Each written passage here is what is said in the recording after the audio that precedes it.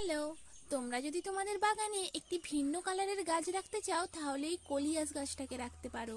গাছটা দেখতে যতটাই সুন্দর হোক না কেন এর যত্ন কিন্তু একবারেই করতে হয় না। এটি আমার বাগানে থাকা সব থেকে অবহেলিত গাছ। এটা এর ছোট্ট পটটা দেখেই বুঝতে পারবে একটুকু সময় হয়নি একে দেওয়ার মতো। এর পক্ষে এর বাসস্থানটা অনেকটাই ছোট্ট পড়ে গেছে, তাই গাছটা একটু ঝিমিয়ে যাচ্ছে। আর অবহেলা না করে গাছটিকে আজ রিপোর্টিং করেই দেব, তাই ছোট্ট মালসা থেকে গাছটিকে তুলে নিলাম আর নিচের দিক থেকে একটু মাটি ও শিকড় ঝরিয়ে নিচ্ছি। এবার ওই মাটির সঙ্গে আরো কিছুটা মাটি আর অল্প একটু গোবর সার দিয়ে মাটিটাকে তৈরি করে নিচ্ছি। এবার একটা বড় সাইজের মালসা নিয়ে ড্রেনেজ সিস্টেমের জন্য নিচের দিকটাই ছিদ্র করে নিয়েছি। তারপর আর কি মাটি ভরে গাছটিকে সাবধানে বসিয়ে দেব। আর তোমরা অনেকেই আমাকে জিজ্ঞাসা করেছো এই মালসাগুলো আমি কোথায় পাই। বাড়িতে দই কিংবা যে চিরপ্রসাদের মালসাগুলো আসে সেইগুলোকে আমি ধুয়ে গছ করে রেখে দিই এই ছোট্টখাটো গাছগুলোকে লাগানোর জন্য।